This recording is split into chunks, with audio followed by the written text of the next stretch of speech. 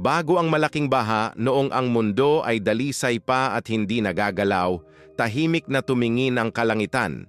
Bata pa at inosente ang sangkatauhan. Kaya ang Diyos, sa kanyang karunungan, ay pumili ng mga tagapag-alaga upang bantayan sila. 200 anghel na gagabay at magpoprotekta sa mga anak ng lupa. Ito ay tinatawag na mga tagapagbantay, ang mga anak ng langit. Isang araw, nagsalita ang Diyos sa kanila. Humayo kayo ngayon, aking mga tagapagbantay, at bantayan ninyo ang mundong aking nilikha. Huwag hayaang lumitaw ang anumang katiwalian mula sa alabok. Patnubayan sila ng tahimik at masdan, ngunit huwag hawakan. Naunawaan nilang mabuti ang ibig sabihin ng utos ng Diyos. Masunurin at determinado, naghanda sila upang tuparin ang kanilang tungkulin. Pagkatapos ay bumukas ang langit at ang mga tagapagbantay ay nagsimulang bumaba sa mga ulap patungo sa naghihintay na lupa. Sa kanilang unahan ay si Semjasa, ang kanilang pinuno. Dinala niya ang kanyang sarili ng may tahimik na awtoridad. Sa tabi niya ay naglalakad si Azazel, na ang isip ay hindi mapakali kahit sa langit. Palagi niyang tinitingnan ang nilikha ng may nagtatanong na tingin, sabik na maunawaan kung ano ang nasa ilalim ng lahat ng bagay. Dumating sila upang humimpil sa tuktok ng bundok Hermon, kung saan ang mga bituin ay tila sapat na malapit upang magdikit. Ito ang pinakamalapit na pinahihintulutan silang makarating sa lupa sa ibaba. Sapat na mataas para makita ang lahat ng nabubuhay, ngunit sapat na malayo upang manatiling magkahiwalay ayon sa hinihingi ng kanilang tungkulin. Tiningnan ni Semjasa ang mga mukha ng kanyang mga kapatid. Mga kapatid ng langit, anya. Naparito kami upang bantayan ang sangkatauhan, ngunit ang mundo ay malawak at ang mga puso ng mga tao ay hindi pa nasusubukan. Kung ang isa sa ating mga kamay ay mabibigo, ang pasanin ay mapupunta sa lahat. Sumumpa tayo na magkasama, magpakailanman. Humakbang si Azazel ng may nagniningning na mga mata. Kung tayo ay madapa, magkasama tayong madapa, anya. Ibuklod natin ito sa ating mga sarili. Itinaas ng iba ang kanilang mga kamay patungo sa mga bituin. Ang kanilang mga tinig ay nagsanib puwersa. Tayo ay magkakaugnay. Hindi natin pababayaan ang isa't isa.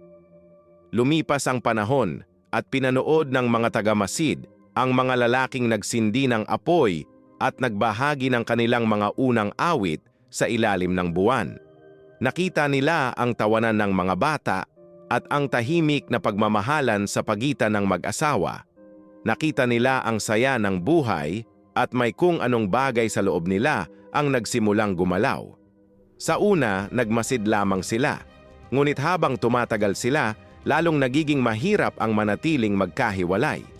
Pinanood ni Semjasa ang mga anak na babae ng mga tao habang umiinom sila ng tubig mula sa mga ilog. Nabubuhay sila ng malaya, naisip niya.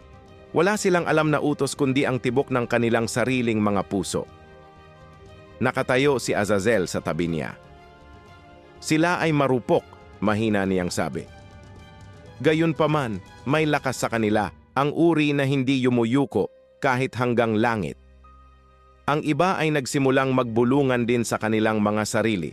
Ang kuryosidad ay naging pananabik at ang pananabik ay naging pagnanasa. Naramdaman ni Semjasa ang bigat nito na pumipindot sa kanyang dibdib. Ibinaling niya ang kanyang mukha sa langit na parang naghahanap ng boses para patahimikin ang kanyang nararamdaman. Ngunit hangin lamang ang naroon. Muli niyang tiningnan ang mundo sa ibaba at nainggit siya sa kanyang nakita. Ang mga taga-Masid ay hindi na lamang mga taga-Masid. Sila ay mga saksi sa isang bagay na hindi nila kayang tanggihan. Sa unang pagkakataon sa walang hanggan, ang mga anak ng langit ay nakaramdam ng pagnanasa. Ang mga araw ay naging mga buwan, at ang mga buwan ay naging mga taon.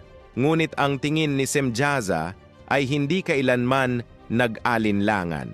Pinanood niya ang mundo sa ibaba ng may parehong tahimik na pagkamangha. At kahit na sila ay sumumpa na, ang pag-aalinlangan ay nanatili sa kanyang puso at sa wakas, binasag niya ang katahimikan. Mga kapatid, aniya, matagal na natin silang pinanood.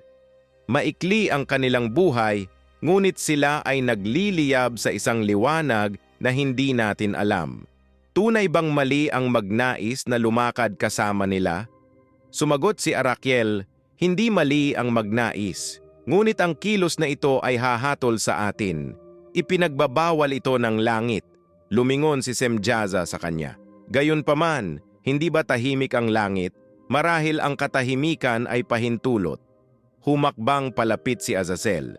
Natatakot ka sa parusa, Semjaza. Iniisip mong ikaw mag-isa ang mahuhulog, ngunit tayo ay sumumpa ng magkasama. Kung ang isa ay mahulog, lahat ay mahuhulog. Walang tatalikod. Bumalik ang tingin ni Semjaza sa lupa.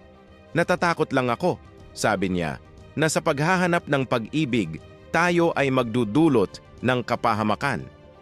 Inilagay ni Arakiel ang isang kamay sa kanyang balikat. Napili na natin, kapatid, nagawa na ang panata, tapusin natin ang ating sinimulan. Bumigat ang hangin at nanatili ang katahimikan sa kanila. Maging ang gabi ay tila naghihintay.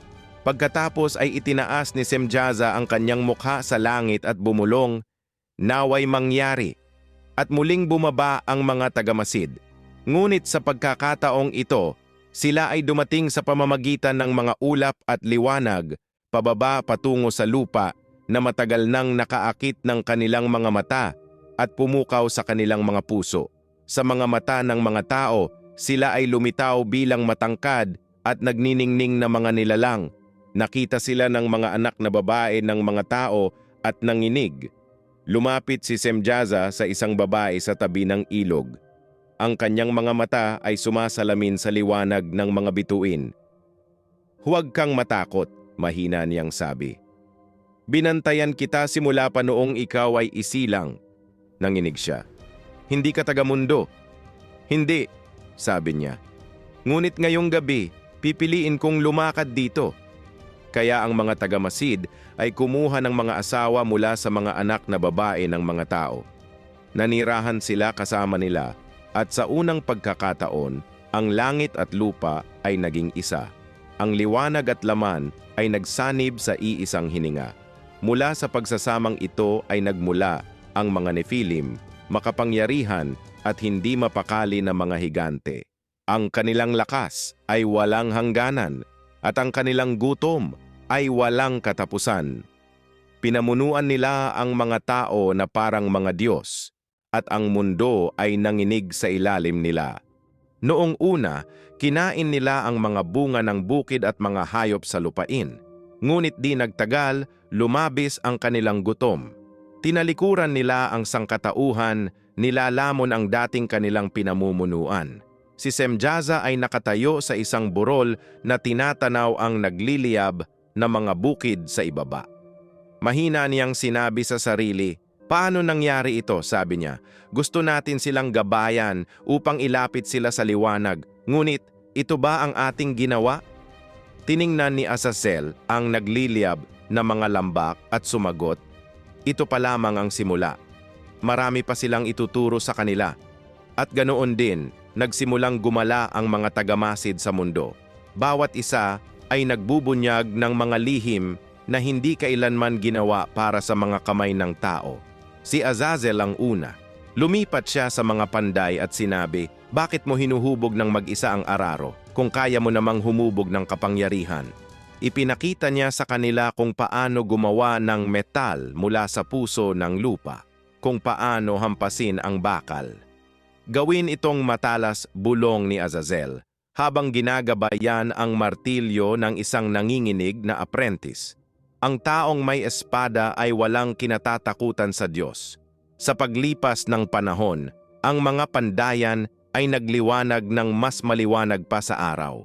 Natuto ang mga lalaki na gumawa ng mga kalasag, sibat at baluti. At hindi na sila nagbubungkal ng lupa, naghanda sila para sa digmaan. Ngunit hindi doon nagtapos ang mga turo ni Azazel. Sa mga kababaihan, dinala niya ang panlilinlang ng kagandahan. Ginugulo niya ang alikabok ng mga hiyas upang maging pulbos, ipinakita sa kanila kung paano kulayan ang kanilang mga mata at palamutian ang kanilang mga katawan. Hayaang magningning ang iyong mukha ng mas maliwanag pa sa bukang liwayway, aniya, at walang sinumang makakalaban sa iyong titig. Ang nagsimula bilang pagkamangha ay naging walang kabuluhan. Ang ginto ay kumikinang sa kanilang mga leeg at ang mga salamin ay puno ng pagmamalaki. Ang pagnanasa na dating inosente ay nauwi sa gutom. Mula sa mga bundok, bumaba si Arakiel at itinuro ang kaalaman tungkol sa lupa, kung paano maaaring magpagaling, lumason o magbigkis ng isip ang mga ugat sa mga panaginip. Ang bawat halaman ay nagtatago ng dalawang mukha, aniya. Isa upang magbigay ng buhay, isa upang kunin ito. Itinaas ni Barakiel ang kanyang mga mata sa gabi at sinundan ang mga pattern sa mga bituin. Hindi ito mga ilaw, sabi niya sa mga pastol. Mga palatandaan ang mga ito, mga mensaheng isinulat ng mga Diyos. Pag-aralan ang mga ito at mababasa ninyo ang hinaharap. Itinuro ni Kokabel ang pagmamapa ng mga konstelasyon. Isiniwalat ni Shamsiel ang takbo ng araw. Bumulong si Batariel ng mga orasyon at ipinakita ni Tamiel sa mga tao kung paano tumawag ng mga espiritu mula sa hangin. Ang dating ipinagbabawal ay naging sining. Ang mundo ay naging matalino. Ngunit kasabay nito ay may sakit. Ang mga nayon ay naging mga lungsod. Ang mga lungsod ay naging mga kaharian. At ang mga kaharian ay naging mga larangan ng digmaan. Pinangunahan ng mga Nephilim ang mga hukbo ng mga tao na may dalang mga sandatang ibinigay sa kanila ni Azazel. Ang lupa ay hindi kailanman natuyo dahil iniinom nito ang dugo ng parehong mga ngaso at hari. Nakatayo si Semjaza sa isang burol na tinatanaw ang mga patay. Umiihip ang usok mula sa mga kapatagan sa ibaba. Ang kanyang puso na dating puno ng pagkamangha, ngayon ay parang mabigat. Hindi ito ang mundong pinangarap natin, anya. Gusto naming ibahagi ang liwanag, hindi lunurin ito ng dugo.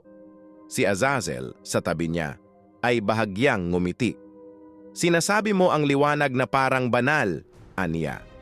Ang kaalaman ay hindi banal o isinumpa. Ito ay kapangyarihan lamang at ang kapangyarihan ay hindi kailanman titigil. Humarap sa kanya si Semjaza. At kapag nilamon ng kapangyarihang iyon ng lahat, ano ang matitira? Ang mga mata ni Azazel ay kumikinang na parang bakal sa apoy. Pagkatapos ay muling isisilang ang mundo.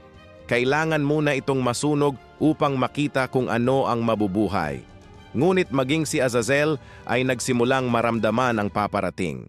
Ang lupa ay nagsimulang manginig na parang hindi na nito kayang dalhin ang bigat ng kasalanan. Ang lupa ay umuungol, sabi ni Arakiel. Naaalala nito ang mga yapak ng mga anghel at ang dugo ng kanilang mga anak. Itinaas ni Semjaza ang kanyang mukha sa langit. Nakikita mo pa ba kami? Bulong niya. Naaalala mo pa ba kung sino kami? Ngunit walang sumagot ang langit. Sa itaas ng nagliliyab na mundo, ang mga arkanghel na sina Miguel, Gabriel, Rafael at Uriel ay nakatayo sa harap ng trono, pinagmamasdan ang kaguluhan sa ibaba. Umakyat ang usok mula sa mga lambak, at ang mga iyak ng mga tao ay umalingaw-ngaw sa mga ulap. Ang lupa na dating luntian at buhay ay nalulunod sa sarili nitong dugo. Si Miguel ang unang nagsalita. Panginoon, aniya, ang mundong nilikha mo ay sumisigaw sa sakit. Ang mga ilog ay nagiging pula at ang mga puso ng mga tao ay naging bato. Humakbang si Gabriel pasulong. Sinuway ng mga tagamasid ang iyong utos, aniya. Naglalakad sila kasama ng laman at tinatawag itong pag-ibig. Kinakain ng kanilang mga anak ang mga buhay. Kung magpapatuloy ito, wala nang matitira pang maililigtas. Ibinaba ni Rafael ang kanyang tingin. Umuungol ang lupa sa ilalim ng kanilang bigat, mahina niyang sabi. Maging ang hangin ay nagdadala ng kanilang katiwalian. Bawat hininga ng lupa ay naging sumpa. Itinaas ni Uriel ang kanyang kamay patungo sa abot tanaw. Kung mananatili tayong tahimik, ang kanilang kasalanan ay lalaganap sa kabila ng lupa, babala niya. Kahit ang langit ay hindi mananatiling hindi nagalaw. Yumuko ang 4 na arkanghel. Nasaksihan nila ang mga tagamasid na binabaluktot ang kaloob ng paglikha at wala na ang kanilang pasensya.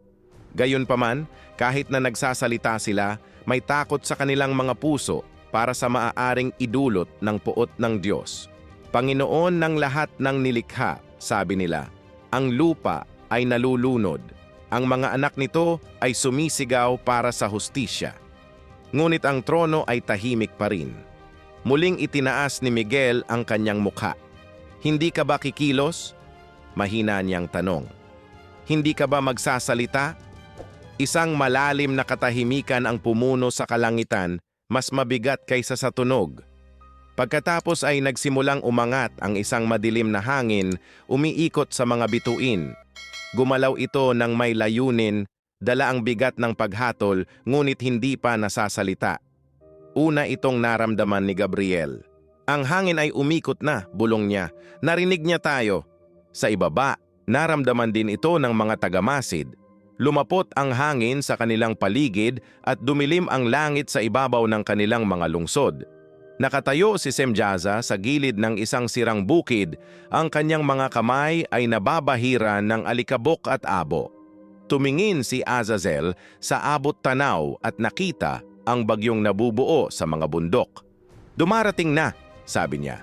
Pinikit ni Semjaza ang kanyang mga mata. Kung gayon, nangyari na ang aming kinatatakutan. Sa mga tagamasid, kumalat ang mga bulong na parang apoy. Nakita nila kung ano ang magagawa ng banal na puot. Sa sandaling iyon, maging ang mga Nephilim, ang mga makapangyarihang anak ng mga anghel, ay hindi mapakali.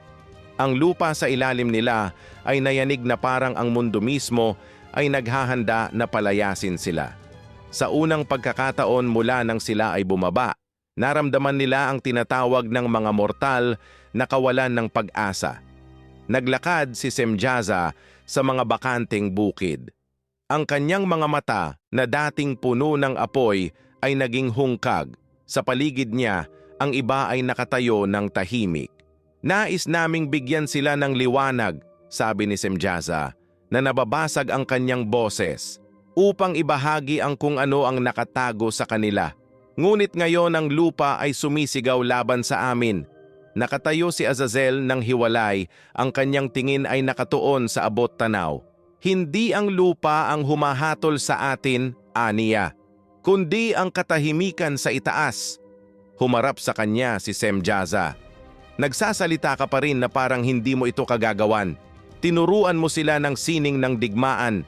Naglagay ka ng mga espada sa kanilang mga kamay at pagmamalaki sa kanilang mga puso. Hindi nagbago ang ekspresyon ni Azazel. At tinuruan mo sila ng pagmamahal. Malamig niyang sagot. Sabihin mo sa akin, sino sa atin ang mas nagdulot ng pinsala? Natahimik si Semjaza. Pagkatapos, lumuhod ang isa sa mga tagamasid. Hindi namin ito matiis, aniya. Tinalikuran na tayo ng langit. Isa pang boses ang sumunod, nanginginig sa takot. Kailangan nating humingi ng awa. Marahil kung tayo ay magmakaawa, maririnig niya tayo. Tumingin si Semjaza sa langit. Ang mga ulap ay umiikot na parang maitim na tubig. Nanalangin na tayo, aniya. Sumigaw na tayo, ngunit walang sagot ang langit. Umiling si Azazel. Hindi siya nakikinig sa mga bagay na bumagsak. Pagkatapos ay nagsalita si Arakiel. Ngunit may isa pa ring lumalakad sa kanyang pabor. Isang tao sa gitna ng mga tao. Isang matuwid. Sino? Tanong ni Semjaza. Si Enoch, sabi ni Arakiel. Ang anak ni Jared, ang lumalakad kasama ng Diyos. Pagkarinig sa pangalang iyon, tumingala ang iba. Bahagyang kumurap ang pag-asa sa kanilang mga mata. Hayaan siyang magsalita para sa atin, patuloy ni Arakiel. Naririnig pa rin niya ang tinig ng kataas-taasan. Kung siya ay magmakaawa para sa atin, marahil ay maaalala ng Panginoon kung ano ang awa. Nagatubili si Semjaza. Ang pag-iisip na lumuhod sa harap ng isang taong gawa sa alabok ay napakahirap tiisin. Ngunit ang kanilang kapalaran ay nasilyuhan kung wala silang gagawin.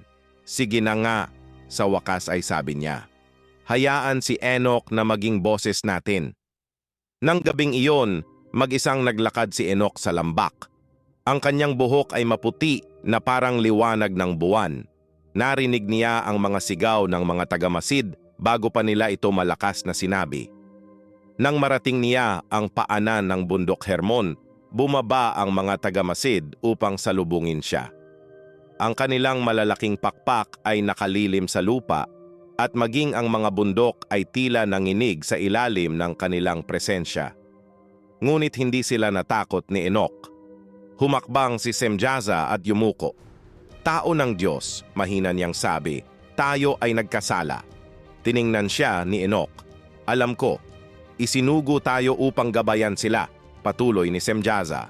Para magbantay, hindi para mamuno. Ngunit tayo ay natukso. Nag-asawa tayo sa kanila at ngayon ang ating mga anak ay nagdulot ng kapahamakan sa mundo. Sabihin sa kanya na tayo ay humihingi ng tawad. Sabihin sa kanya na nais nating mapatawad. Huling nagsalita si Azazel. Kung mayroong hustisya, dapat mayroong awa, aniya. Hindi tayo humihingi ng langit kundi kapayapaan lamang. Tiningnan sila ni Enoch ng matagal. Pagkatapos ay sinabi niya, gusto ba ninyong magmakaawa ako sa makapangyarihan? Oo, sabi ni Semjaza. Pumunta sa harap niya. Sabihin ang ating mga pangalan. Magmakaawa sa kanya na alalahanin na minsan tayo ay kanyang mga anak. Dahan-dahang tumango si Enoch. Sasama ako, ngunit wala akong ipinapangako sa kanyang sasabihin. Si Enoch ay dinala sa espiritu sa mas matataas na kaharian. Nahulog ang mga bituin at lumapit siya sa trono ng kataas-taasan. Ang liwanag ay nakasisilaw at ang lupa sa ilalim niya ay nayanig sa kapangyarihan. Nagpatira pa siya at sinabi, Panginoon ng langit, sinugo ako ng mga tagapagbantay. Nagmamakaawa sila. Ang kanilang mga puso ay nadurog. Ang kanilang mga anak ay nabaliw. Hindi sila humihingi ng pagbabalik sa kaluwalhatian, kundi ng kapatawaran. Sandali, lahat ay natahimik. Pagkatapos ay pinuno ng tinig ng Panginoon ang kalangitan na parang bagyo. Enoch, matuwid na anak ng tao, pakinggan ang aking mga salita. Ang mga tagapagbantay na ito ay hindi ginawa upang manirahan kasama ng laman. Dinungisan nila ang aking nilikha at inihayag ang mga lihim na hindi kailanman para sa mga kamay ng tao. Sasabihin mo sa kanila, kayo ay nasa langit, ngunit ngayon kayo ay mula sa lupa. Yumuko si Enoch. Pagkatapos ay muling nagsalita ang Panginoon. Hinihiling nila na patawarin ko sila, ngunit hindi nila tungkulin na manalangin para sa mga tao, ni tungkulin ng tao na manalangin para sa kanila. Sasabihin mo sa kanila ito, hindi ka itinalaga upang mamagitan para sa sangkatauhan, kundi ang sangkatauhan para sa iyo. Nayanig ang langit. Pagkatapos ay nagpatuloy ang tinig. Sabihin kay Semjaza at sa kanyang mga kasama na ang kanilang mga supling, ang mga higante ng mundo, ay mapapahamak sa pamamagitan ng kanilang sariling mga kamay. Ang mundo ay lilinisin ng baha at apoy. Kung tungkol sa kanila, itali sila sa mga lambak ng kadiliman, sa ilalim ng mga bundok ng mundo, hanggang sa araw ng paghuhukom. Pagbalik ni Enoch, naghihintay ang mga tagamasid. Ang kanilang mga mukha ay sabik na sabik sa isang salita ng pag-asa. Ngunit seryoso ang ekspresyon ni Enoch. Humakbang si Semjaza. Ano ang sinabi niya? Matatag ang boses ni Enoch. Nagsalita na siya, ang iyong mga anak ay malilipol. Kayo ay itatali sa mundo hanggang sa huling araw. Walang magiging awa. Natahimik ang mga tagamasid. Ang ilan ay hayagang umiyak. Ang iba ay nakatayo, nanigas sa kawalan ng paniniwala. Naikuyom ni Azazel ang kanyang mga kamao. Kaya kahit ang pagsisisi ay walang kahulugan, tiningnan siya ni Enoch. Alam mo ang utos, pinili mong labagin ito. Itinuro mo sa mga tao ang hindi nila dapat malaman. Binigyan mo sila ng pagmamataas, at sa pagmamataas na iyon ay sisirain nila ang kanilang mga sarili. Hindi lamang ito parusa, kundi bunga nito. Napaluhod si Semjaza. Kung gayon, tapos na. Oo, malumanay na sabi ni Enoch. Darating ang baha at kasama nito ang katapusan ng lahat ng iyong itinayo. Tumalikod siya upang umalis, ngunit sandaling tumigil. Gusto mong lumakad kasama nila, mahina niyang sabi. Ngayon ay hihiga ka sa ilalim nila. Ang figura ni Enoch ay naglaho sa hamog, iniwan ang mga nahulog na anghel na nag-iisa kasama ang kanilang kapalaran. Yumuko si Semjaza, ang kanyang boses ay halos bulong. Hinanap namin ang pag-ibig, sabi niya, at natagpuan ang sumpa. Sa tabi niya, nakatitig si Azazel sa dumidilim na kalangitan. Marahil, sabi niya, kakailanganin pa rin niya tayo kapag nagsimula muli ang mundo. Hindi nagtagal ang katahimikan na sumunod sa mensahe ni Enoch. Mula sa kabila ng tabing ng liwanag, 4 na dakilang arkanghel ang bumaba, sina Miguel, Gabriel, Rafael at Uriel. Bawat isa ay may taglay na utos ng makapangyarihan. Nahati ang kalangitan kasabay ng kulog. Hindi na sila dumarating bilang mga mensahero ngayon, kundi bilang mga instrumento ng hustisya. Sa ilalim nila, ang mundo ay nasa kapahamakan. Ang mga Nephilim ay gumala sa mga lambak, nakatayo sa itaas ng mga puno, ang kanilang mga ungol ay yumayanig sa mga bundok. Ang mga tagapagmasid ay nakatayong walang magawa habang ang lupa mismo ay tila tumataas laban sa kanila. Binasag ng boses ni Michael ang katahimikan. Panahon na! Si Rafael ang unang kumilos. Bumaba siya sa puso ng disyerto kung saan si Azazel ay gumala sa mga labi ng kanyang nilikha. Sa paligid niya ay nakalatag ang mga sirang kagamitang pandigma, ang mga basag na talim, ang kinakalawang na baluti, ang mga abo ng mga tao. Tumingala si Azazel, kaya't dumating ang manggagamot upang gapusin ang guro, aniya. Ngunit kalmado ang tugon ni Rafael, sapat na ang iyong itinuro. Sa isang galaw lamang tinamaan niya ang lupa at ang mga kadena ng buhay na liwanag ay sumabog mula sa buhangin na bumabalot sa mga braso at pakpak ni Azazel. Nagpumiglas ang anghel, ngunit lalo lamang humigpit ang mga kadena. Itinaas siya ni Rafael ng mataas sa ibabaw ng lupa at inihagis siya sa disyerto ng Dudael, isang tigang na lugar ng bato at kadiliman. Dito ka mananatili, sabi ni Rafael, hanggang sa matupok ng apoy ang lahat ng karumihan. Bumukas ang lupa sa ilalim ni Azazel, nilamon siya ng buo. Malayo roon, nakatayo si Gabriel sa larangan ng digmaan kung saan nagngangalit ang mga Nephilim. Itinaas ni Gabriel ang kanyang kamay patungo sa langit. Hayaang sirain ng mga maninira ang kanilang mga sarili, pahayag niya. Sa kanyang utos, napuno ng kabaliwan ang mga puso ng mga higante. Naglaban ng magkapatid ang mag-ama laban sa anak. Napuno ng iyak ng mga Nephilim ang hangin hanggang sa wala ng matirang umiyak. Sa itaas, bumaba si Michael sa mga bundok kung saan nagtipon sina Semjaza at ang mga natitirang tagamasid. Itinaas ni Semjaza ang kanyang mukha sa langit. Gawin mo ang kailangan mo, sabi niya. Hindi kami lalaban. Lumambot ang tingin ni Michael dahil minsan niyang tinawag si Semjaza na kapatid. Ikaw ay ginawa upang bantayan ang nilikha, mahina niyang sabi. Hindi upang ariin ito. Pagkatapos ay iniunat niya ang kanyang kamay at ang mga kadena ng apoy ay nahulog mula sa langit na gumagapos kay Semjaza at sa lahat ng sumunod sa kanya. Ang lupa ay nahati sa ilalim ng kanilang mga paa na bumubukas sa isang malawak na kalaliman. Tartarus, sabi ni Michael, ang anino sa ilalim ng mundo. Doon ka mananatili hanggang sa araw ng dakilang pagtutuos. Sumigaw ang mga nakagapos na anghel habang ang liwanag sa itaas nila ay kumukupas. Tinakpan ng bato ang kanilang bilangguan, tinatakan sila sa kadiliman. Muling lumakas ang mundo. Pagkatapos ay gumalaw ang tinig ng Diyos sa kalangitan. Ang lupa ay nadungisan ng binhi ng mga nahulog, aniya. Hayaang tumaas ang tubig at linisin ang mga nasira, at pagkatapos ay bumukas ang kalangitan. Ang ulan ay hindi bumagsak ng patak, kundi sa mga ilog, isang baha na lumamon sa mga lambak at bundok. Ang mga dagat ay tumaas upang salubungin ang mga ulap, at ang buong mundo ay nalunod sa paghuhukom ng langit. Ang mga katawan at lungsod ng mga Nephilim na kanilang itinayo ay naglaho sa ilalim ng mga alon. At pagkatapos, sa wakas, ang mga tubig ay nagsimulang bumagsak. Ang araw ay sumilip sa mga ulap. Ang mundo ay tahimik at walang laman, ngunit buhay.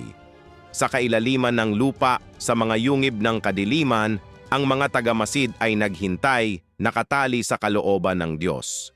Hindi sila maaaring mamatay, ngunit hindi na nila makita ang liwanag. Ang kanilang mga tinig ay nawala na sa paglipas ng mga panahon. Gayunpaman, ang kanilang mga supling ay hindi nagpahinga. Ang mga espiritu ng mga higante na napunit mula sa kanilang mga katawan ng baha ay naggala sa tiwangwang na mundo. Ang mundo ay nalinis, ngunit ang langit ay hindi na nagningning gaya ng dati. At ganito ang nakasulat, ganito nahulog ang mga anak ng langit sa kanilang paghahanap ng pag-ibig, natuklasan nila ang kamatayan. Kung nagustuhan mo ang kwentong ito at nais mong manood pa sa hinaharap, pakiclick ang like button, ibahagi ito at mag-subscribe sa channel. Panatilihing bukas ang iyong mga isipan at hanggang sa muli nating pagkikita.